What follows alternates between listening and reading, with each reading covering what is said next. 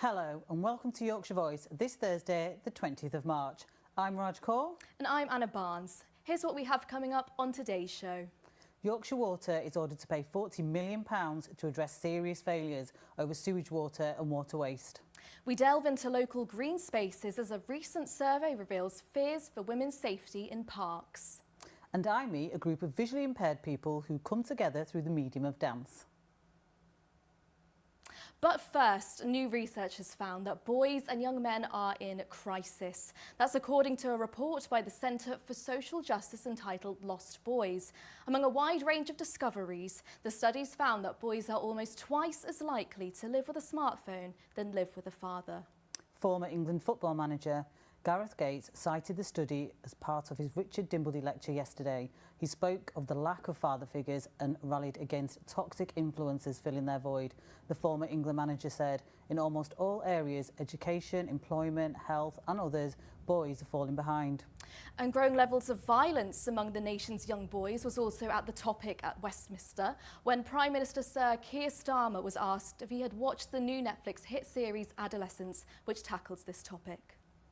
Yes, and at home we are watching Adolescence with our children. I've got a 16-year-old boy and a 14-year-old girl, and it's a very, very good documentary to watch, or drama. This violence carried out by young men, influenced by what they see online, is a real problem. It's abhorrent, and we have to tackle it. We are putting in specialist rape and sexual offences teams in every police force, doing work on the 999 calls. But this is also a matter of culture that I think it's important that across the whole House we tackle this emerging and growing problem.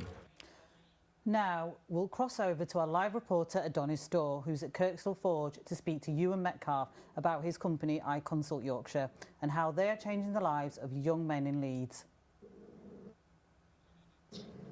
Thanks, Raj. Yes, I'm here with Ewan Metcalfe from I Consult Yorkshire. And Ewan, you change the lives of young men in the Leeds area. Can I ask, firstly, what kind of young men come to you for support? Young people who are lost in this city, this fantastic city we live and work in. They're often lost, marginalised, feel like they're failures. Education hasn't gone well for them, and they're tarnished at a really young age, which is really sad. Often lack positive male role models full stop, mentors, coaches, as Gareth Southgate said in his delivery speech yesterday, just lack people who can give them instruction and guide them in the right way so they can make positive life choices and move forward with their life and their career. And how are you changing their lives? By giving them hope and optimism and something to believe in, and ultimately believe in themselves that they can be anything they want to be. We do that through a variety of mediums. We've taken boxing, we look at physical fitness, mental health and well-being, positive mindset, but we also give them qualifications that they need to be successful, and the behaviours and cultures, more importantly, that they need to be successful in life and work moving forward when they leave here. That's brilliant, thank you. And is there anything you'd like to say to the young boys of Leeds? Believe in yourselves, have hope, and keep pushing for what you deserve and what you should be getting out of life. Don't listen to anybody who tells you you can't.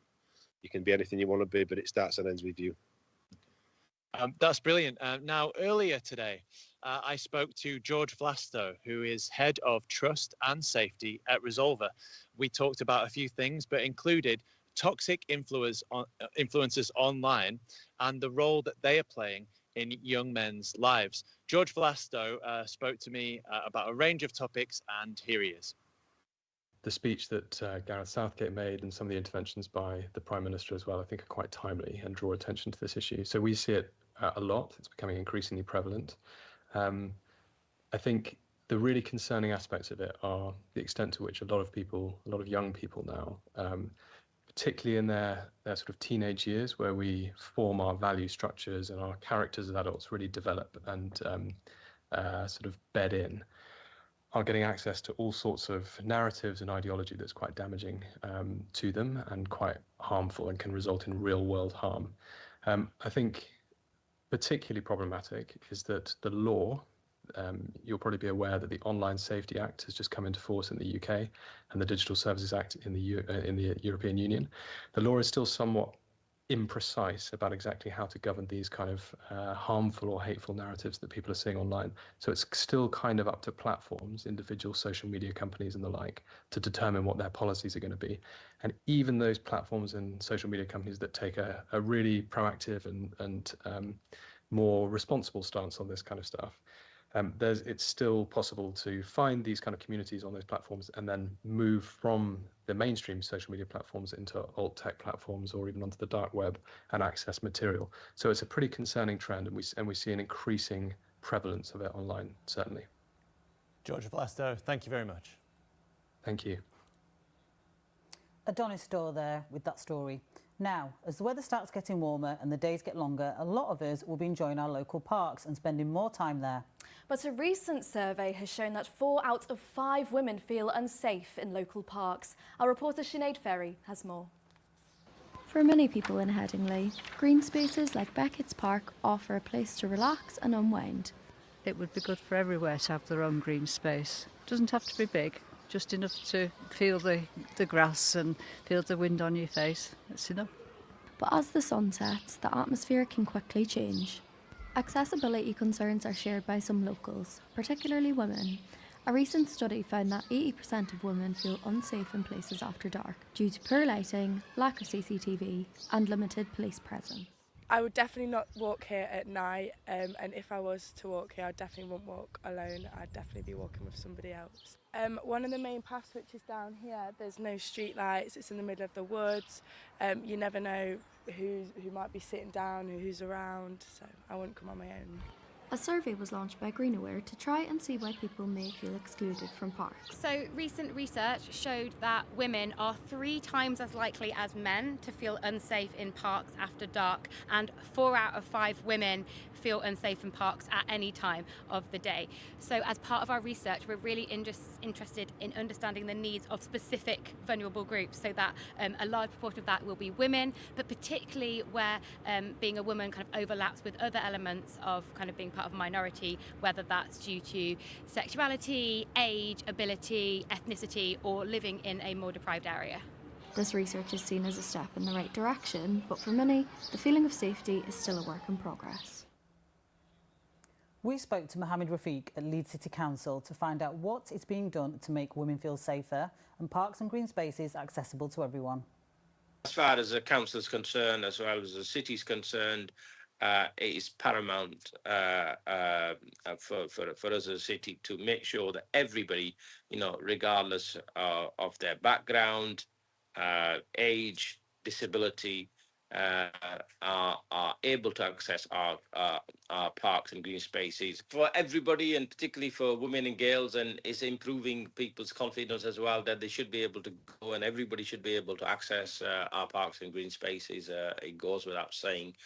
And again, it's, as I mentioned, it's about making sure that all the necessary measures, like physical measures, are in place, such as easy access, signage, exit signs, lighting, and clear kind of pathways as well, so people could actually come and enjoy their time and the green spaces we have, closer to our doors. Now, Yorkshire is known for its beautiful bodies of water, but in recent years there's been increasing pressure on water companies all over the UK to do more to clean up the waterways. Today, the regulator Ofwat has ordered Yorkshire Water to pay £40 million in repairs over what it calls serious failures and breaches of waste management and sewage regulation. Our reporter Holly Hughes has more on this. Yorkshire Water are paying £40 million for a restructuring project after an investigation by Ofwat that found serious failings in their storm overflow systems. Legally, tanks are only allowed to be emptied into rivers in exceptional circumstances. This is because when they're emptied, this releases harmful chemicals and untreated water into rivers, damaging the natural environment and wildlife. However, in the case of Yorkshire Water, more than 70% of these systems had spilled over 20 times, whilst 20% had spilled 60 times. The water suppliers have assured that its £40 million fund will not come from customers' pockets. This will help the money to remain in the local economy. We found these serious failings and we were proposing to fine Yorkshire Water £36.9 million. They have come up with this package which basically is £40 million, and what they will be doing is they'll be doing improvement works to their wastewater treatment works so that they don't spill as often, and that means that they'll be cleaning up the rivers and seas in Yorkshire. And the main benefit of this package is that the money stays in Yorkshire, and basically it goes directly to cleaning up the rivers and seas, rather than if we'd issued a penalty that would have gone to the Treasury.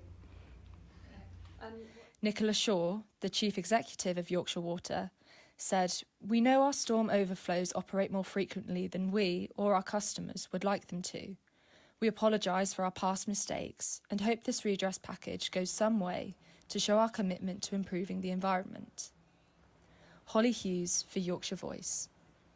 Holly Hughes reporting there. Now, a singing group are using deep breathing techniques and muscle control to help people who suffer from asthma and other conditions. Yes, nurse Sophie Wallace organises singing programmes over Ilkley over 6 weeks, promoting the activity as an enjoyable way to boost lung health and bring people together. Our reporter Drew Ashmore went to St John's Church to find out more. At St John's Church in Ilkley, the choir Singing for Lung Health helps people who suffer from respiratory illnesses. The group aims to provide health advice and tackle social isolation caused by these conditions. A lot of people are dealing with isolation because they can't get out because they're worried about their breathlessness, or because they feel more isolated due to age, due to breathlessness, or lots and lots of different things. A lot of them say it really helps with their anxiety and helps with the isolation of dealing with the conditions that they've had to deal with. As soon as they come into a group that feels relatively safe and we're all doing the same sort of thing together, it's that shared experience that starts to grow some connections between people.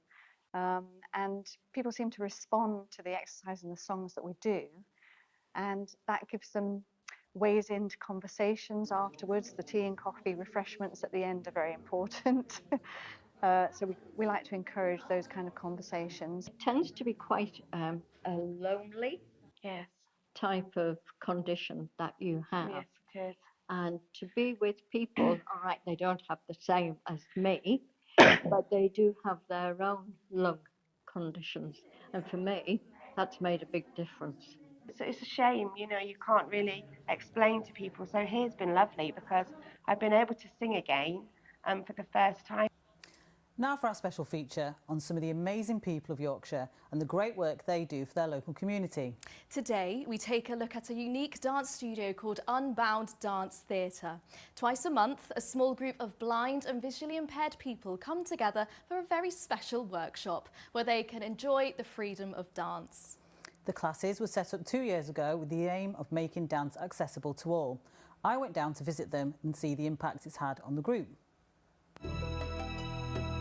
Dance is all about connection, and it's that tool, and I'm using it to help people. So my mission with Unbound Dance Theatre is to make dance more accessible for everybody. Our main focus is working with blind and visually impaired people, so we're making dance accessible for people with visual impairments. But through our learning, we've discovered that all our practice can be applied to anyone. So the big aim, our big dream is to allow anyone to dance. We can take a lot of different shapes. First of all, one thing that's important to remember is every sight loss is different. So every person you're working with is unique.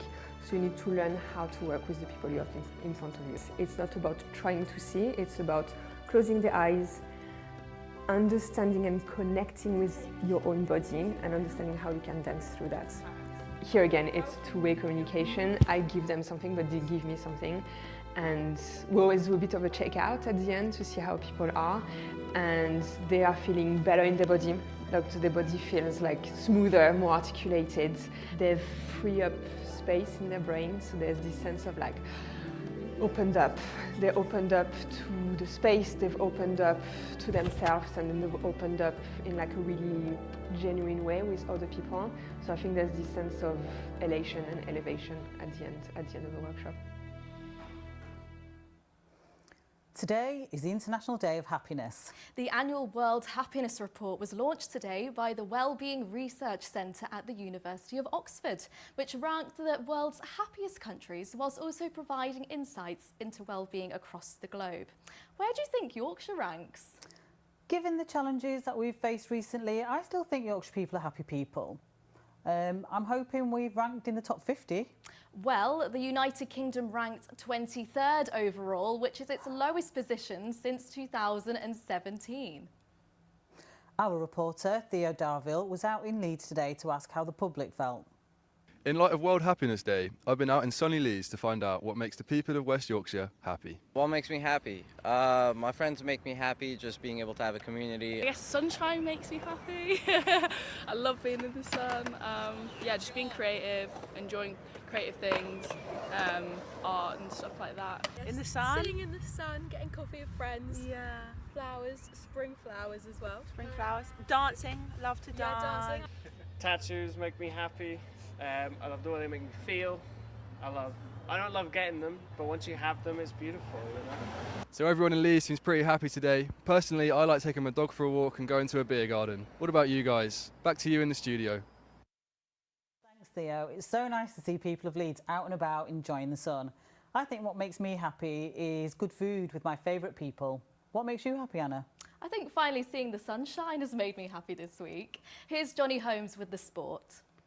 We've got a very Leeds United-centric sports section for you today. First of all, the international fixtures. Leeds United have got 16 players involved in those internationals. 2 of them were in action last evening, Wednesday evening, and one of them scored their first goal for their country. Sam Chambers, in a 1-1 draw between his home nation of Scotland and Sweden, got his first goal, and Charlie Crew captained Wales in a loss against England's under-19s.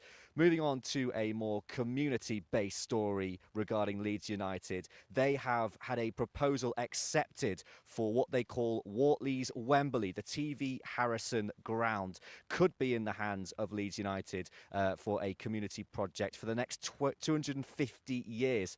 £50,000 that's going to cost, and there is a covenant in that proposal which states that it will not be used for the building of houses. It will only be used for sport, which locals are very, very happy with.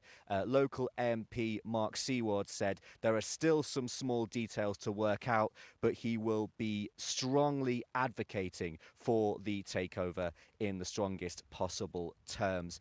And some sad news this morning. F1 legend, the flamboyant character Eddie Jordan, who of course owned the Jordan team between 1991 and 2005. 4 race wins in 250 races. He passed away this morning at the age of 76. Sad news for the world of motorsport there. Now it's time to cross over to Esme for the weather forecast.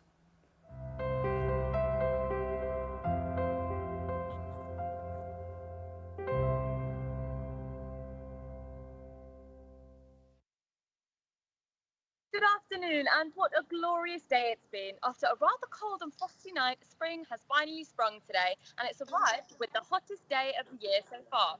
Temperatures hit a high of 17 degrees this afternoon, feeling warm in the sunshine. This evening, we should expect a mild 8 to 9 degrees, dropping to 5 overnight. So, on World Happiness Day, what a better way to celebrate than with a bit of sunshine. I hope you managed to get out and enjoy it. Back to you in the studio. Thank you. That's all we have time for today. If you want to stay up to date with all of our local stories, be sure to follow the Yorkshire Voice socials. And we look forward to seeing you back here at 4 p.m. tomorrow. Thanks for watching. Goodbye. Goodbye.